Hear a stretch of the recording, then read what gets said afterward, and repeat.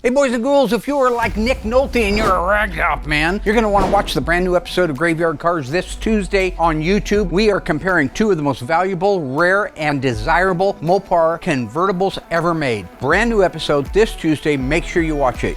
You'll be sorry if you don't. This week on Graveyard Carz, You're going to take a bit of a time travel. open up your history books as we take a look back at the full restorations of two classic convertibles.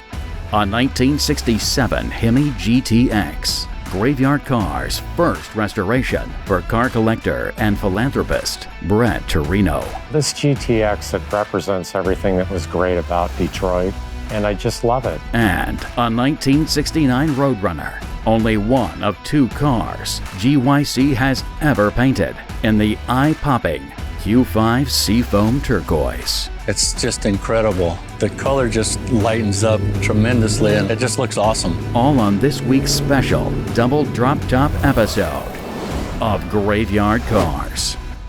They're coming to get you, Barbara.